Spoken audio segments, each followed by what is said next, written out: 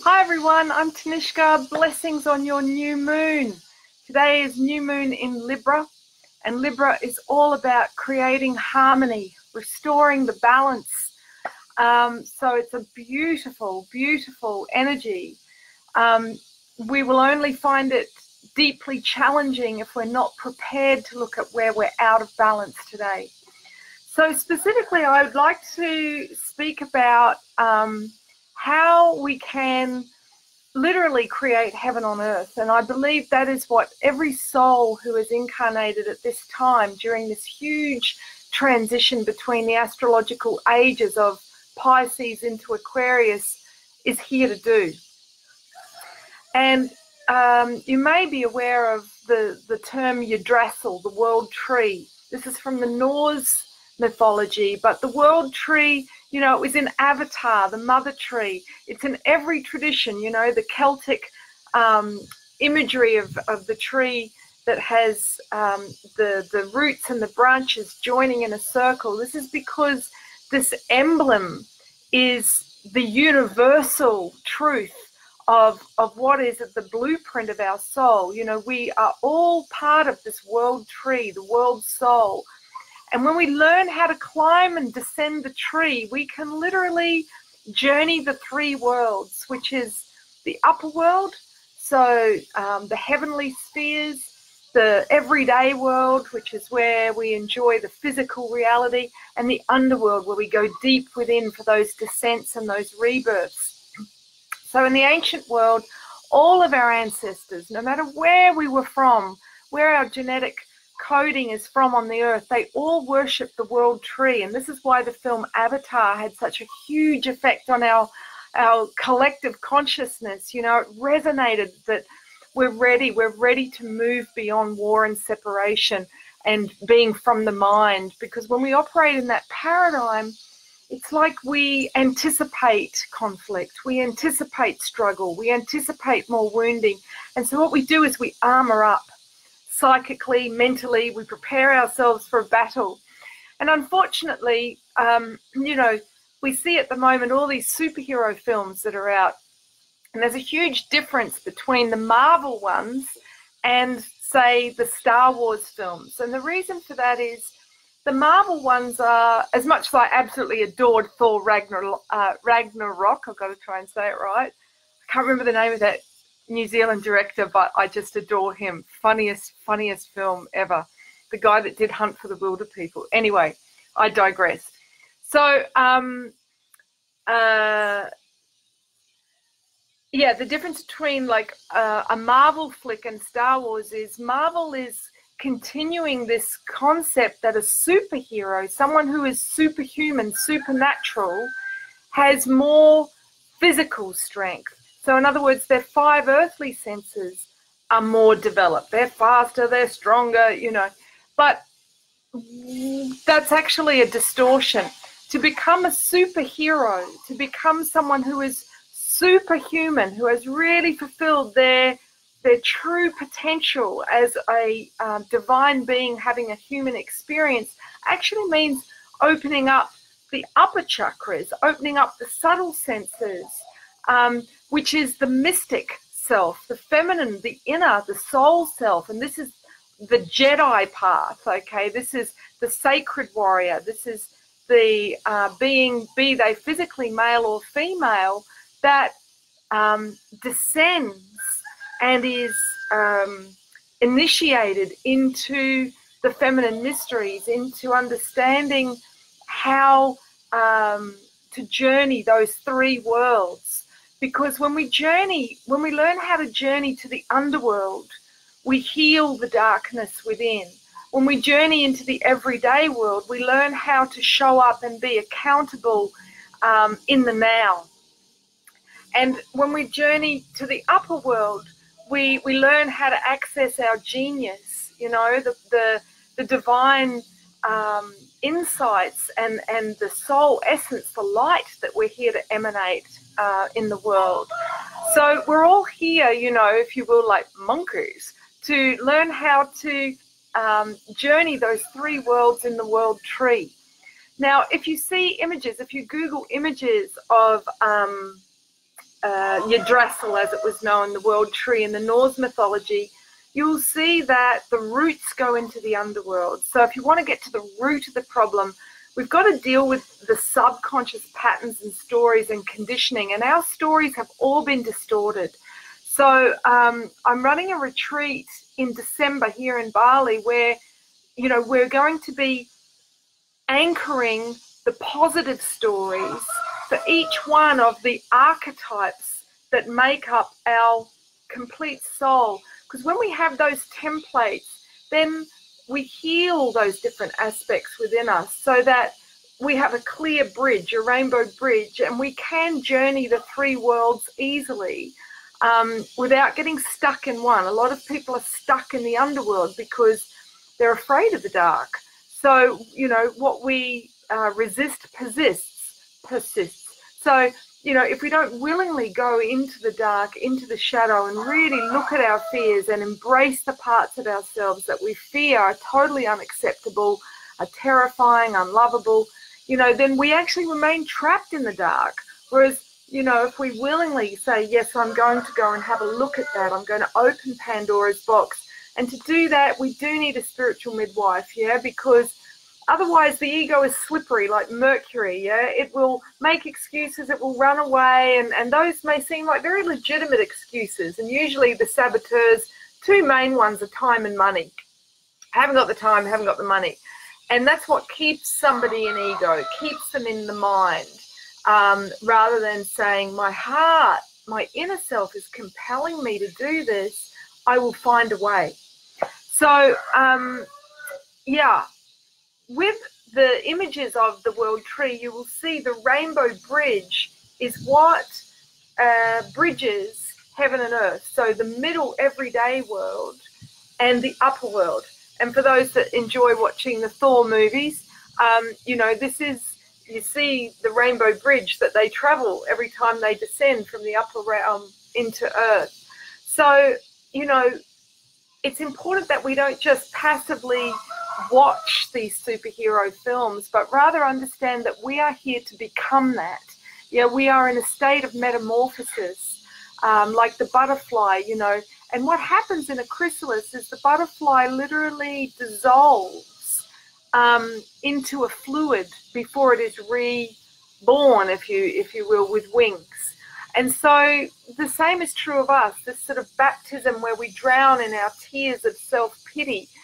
We might feel like, you know, everything's falling apart, and it needs to. Just like everything is falling apart in America right now, it needs to. The old paradigm needs to go completely so that something new can be reborn. You know, I've noticed in my own life, every single plan I have tried to make has not happened, and increasingly so in the last, you know, weeks and months. I was meant to do a talk this Friday night, got an email from the promoter last night saying the venue's double booked. It's like, it's now at the point where I've stopped fighting, where it's like, okay, my lesson, this Venus descent, is that I am not in control, that I cannot control my destiny, that I have to surrender.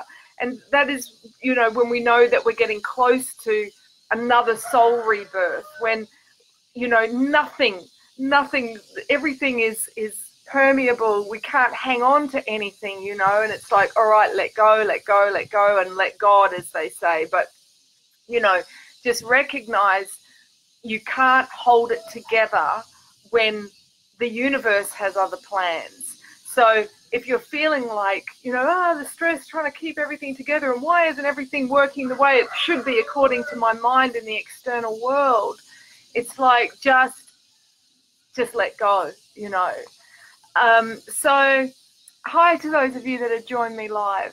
So I know that what I'm here to do is to be a midwife, to help as many brothers and sisters up the rainbow bridge, to heal. And the bridge, if we think about it, is the throat chakra.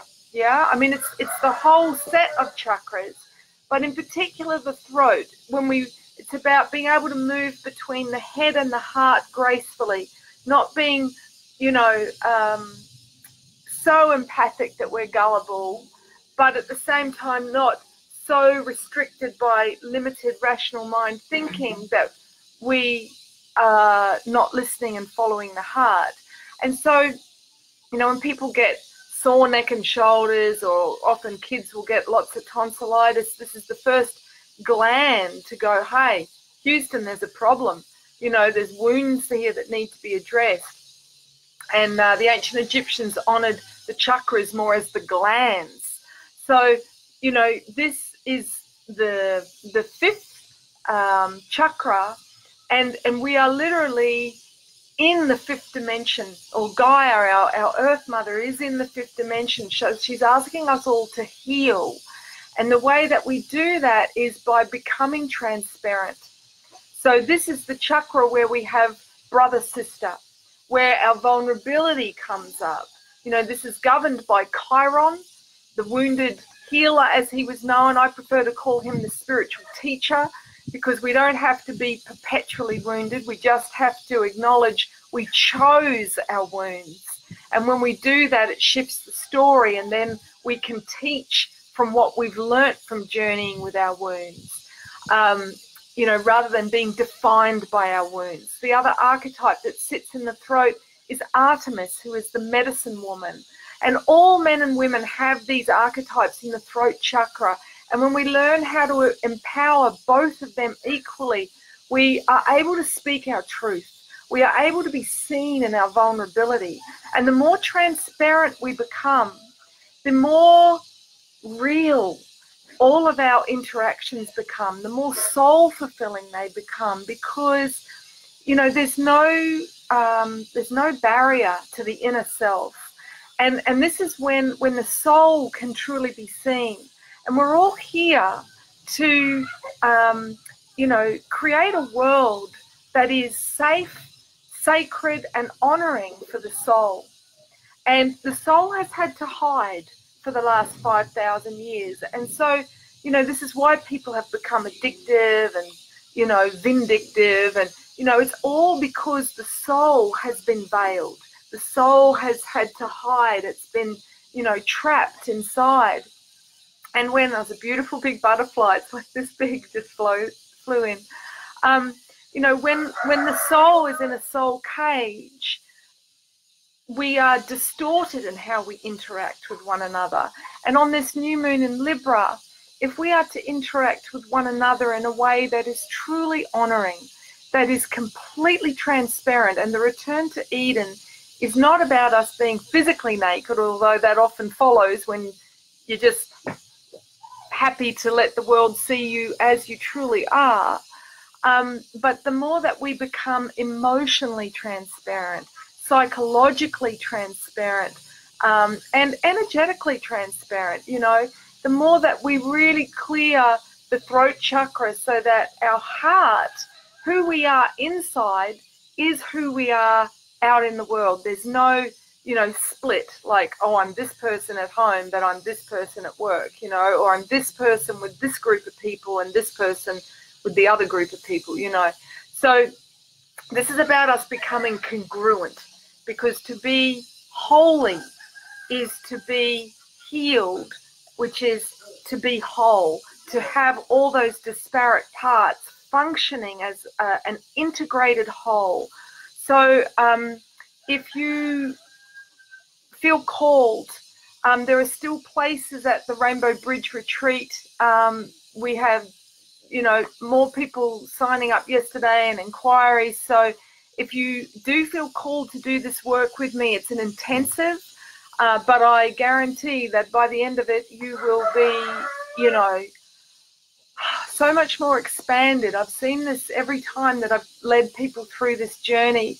And I really want to emphasize that this is, you know, for the brothers and the sisters, that together we will heal. We will heal the split within ourselves by being seen transparently in brother-sister. Because if we don't heal that, what happens is we look at, you know, men, women as prospective partners. Yeah, it's like we immediately size them up in terms of, oh, am I attracted to you? And then all the coquettish charms come out, you know, and you see those that are operating out of their sacral, okay? So this is those that are stuck in teenager. You know, they immediately go into that dance of enchantment and seduction. Do you find me attractive? Do you find me attractive? And it's narcissistic, okay? And unfortunately, in our culture, that is the foundation that relationships are being built on, you know, the inner teenagers going, oh, I'm attracted to this person, and then diving in. And those that have made the shift and are doing the work to unveil all the aspects of their soul and to understand all the aspects of their soul, the archetypes that govern the chakras, the 7 faces of the god and the goddess, when we awaken that, and that is the lesson of this year, 2018 adds up to an 11. 11 is like those 2 pillars, you know, that are the erect cobras of the god and the goddess within, and that is the lesson of this year. So if your relationships are feeling dysfunctional, this is a call to step up. And if you can't attend my retreat, check out my book, Creating Sacred Union Within, because this also will take you through an understanding of these masculine, feminine archetypes. And once you have a framework, once you have an awareness, a map, an understanding, you very quickly see people through the lens of those 7 gates. So you recognize whether their archetypes are running in shadow or whether they're empowered at each one of those gates. And so it becomes easier to navigate the dance of relationship. If we don't have that map for the soul, then it's very difficult to create a union where the soul feels met on all levels, where we feel truly fulfilled and seen. And you know, the beautiful thing is that when these archetypes are empowered to express themselves, so that when we're with someone, these aspects can then come out spontaneously, and we enjoy a multi-dimensional relationship, one where in one moment the wild selves can connect, and the next moment the inner mystic and the magician can connect, and then the next one the inner king and queen can connect, you know. And when we lie together, when we've activated these inner serpents of light that are the meridians of sacred feminine masculine energy that run up through the chakras, when we lie with our beloved, then when all these, as they're called, the eyes of God, the 7 stargates or chakras are open, then the light meridians can just go spontaneously from one, connecting different archetypes at different gates, so that we have this multi-orgasmic, multi-dimensional lovemaking. And this puts light out to all of the cosmos. Yeah, it just, you know, the act of conscious union is what will heal the shadow in this realm. And so the ancients knew this. It was called the Hieros Gamos, the holy wedding, the holy marriage. And the star beings, and I know this is out there, so just take a breath, but all of the stone circles, the pyramids were created to do these ancient fertility rites when it was understood that we are the magician, we are the conduit for anchoring heaven and earth. And our relationship with sexuality has become so distorted due to the life force, our creative sexual current of energy, being seen as something demonic, something dirty, something to do in the shadows, you know.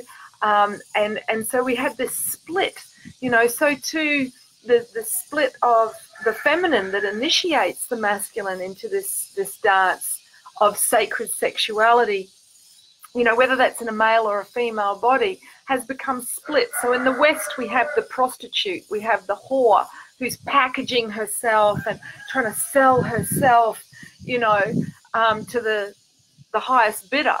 Unfortunately, the price has been coming down of late. You see young girls walking around with their ass cheeks hanging out of, you know, denim shorts and things, not honoring their body as a temple.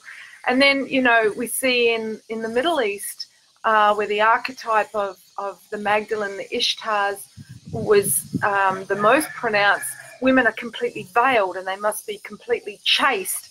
And so we have this polarized archetype, when in fact we need to bring the two together in men and women and honor the fact that our sexuality is our creative life force, and it is the ultimate force for healing and renewal, not just of ourselves, but when we come together consciously, having opened the gates in our rainbow bridge, that we become global healers, so to speak. So I would like to stress that the Rainbow Bridge retreat doesn't have any nudity, any sexual practices, and it's suitable for people regardless of whether you're in a relationship or you're not in a relationship. It's a beautiful thing to do with a partner so that you have a whole new language and a way of rediscovering each other, all the aspects of your divine feminine and masculine. But for those that are not, that are, you know, single and sovereign beings, this is an opportunity to step up to a whole new level of partnership by not just redoing the same old dance of, you know, what you grew up with having anchored as this is what relationship looks like. This is how the masculine and the feminine interact.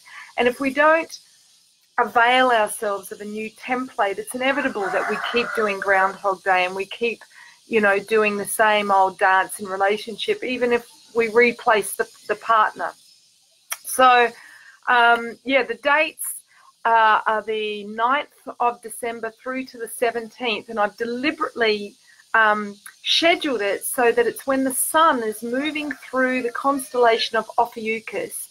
Now, Ophiuchus is a constellation which has become known as the 13th sign. It's not a sign, it's a constellation, and it's the constellation of the awakened man, Asclepius, and he's shown, just sit back a bit, holding the twin serpents, those inner light serpents of Ida and Pingala that, you know, when the chakras are opened so that the spin rate activates both the feminine and masculine yin-yang energies at all 7 gates, they meet and create sacred union within. And so this was the ancient path to healing. Asclepius was the, you know, the father of what we call modern medicine today, and he had 300 healing temples throughout ancient Greece where people would come and do these practices that we're going to be doing in the Rainbow Bridge retreat to heal and become whole. So, and the other thing is we do it here in Bali, which is one of the 2 places on the earth within the, you know, the energy grid of the mother, where the global twin serpents cross. So these are often called the dragon lines or the royal dragons, and here in Bali you see on all the temples the royal dragons. These are the meridians that carry the consciousness of sacred feminine and sacred masculine energy around the whole planet. So what we do here in this vortex of union, raising these twin serpents within ourselves, we therefore serve as Magis, raising this energy in the world soul. So to do it, you know, as the ancients did, on the land that supports this, when aligned with the celestial, you know, vortex for doing this work. This was the ancient power period when the ancient tantrics and tantrikas would come together to raise the energy of the collective through doing this work. So, you know, look, Tantra's gotten a bit of a bad name. That's, you know, I lost track of how many horror stories I've heard about people abusing their power, and it's understandable. You know, I just, the tantric work that I do for me is channeled. I don't come from a lineage. There's a lot of tantric practices out there that are really out of integrity. So, you know, I just want to reassure you that, you know, the path of Tantra is not about everyone getting their clothes off and getting all touchy-feely. You know, this is an egoic interpretation of it. The path of Tantra is the path where we descend, it's a bit skewered, isn't it? There we go. Where we descend down deep into the roots of that tree of life, into the underworld, to look at what is unconscious. It's shadow work. It is ritual. It is, you know, raising the Kundalini, which we do by freeing up the energy that has been distorted into shame, into, dark energy. And so it's about transmutation. This is why the serpent of Kundalini is about transmutation. I'd just like to share with you, last night after my dark moon circle via Zoom with my girlfriends back home, I found a beautiful little snakeskin shed in my bathroom. So this is the time of shedding the past. If we want to move into the new paradigm as a global family, as a collective, we have to go into the underworld, and we have to shed our old way of relating, our old way of rewounding each other. And so the other path that complements this red path of Tantra, of Kali Ma, of the sacred feminine mysteries, is the yogic path, the white path of ascension. And so, this is huge, particularly in the West. The West has found yoga, but it's still polarized. It's still people trying to, what would you say, be perfected in some way, to be somebody who is the perfect person, who is pure, who is clean, who is the epitome of health. And this is the path of purification through fasting, through yoga, through meditation and mindfulness. And we need this path to complement the red path. If we just do the red path, then, we can get lost in the dark, wanting just to experience more and more, whether it's plant medicine or more and more ritual, and both need the other to be balanced. So the Magi is one who has walked the path of both yoga and Tantra, and then come home to the heart.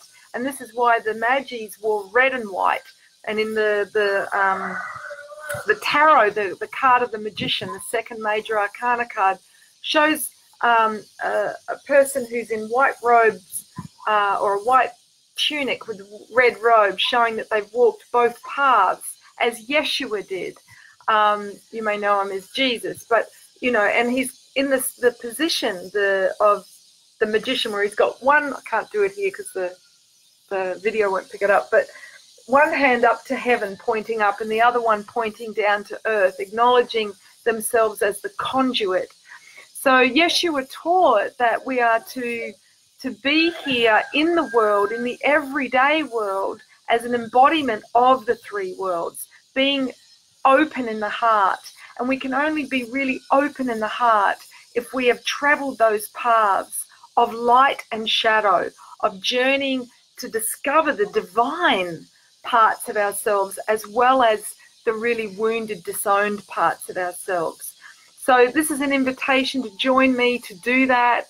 And as a result, your relationships, be they current or new potential relationships, will be completely different, based on doing the foundation work to create truly soul-fulfilling unions. So that's what wanted to be shared today on this new moon in Libra. And if you want details about it, you can head to my website. I'll put a link in, but it's themoonwoman.com. And if you click on events, the Rainbow Bridge, starting December 9 here in Ubud, Bali. So blessings on your day wherever you are. And may we together heal so that we create a new paradigm of love, of harmony, of transparency, and deep honoring of all that is sacred, starting with ourselves. Blessings.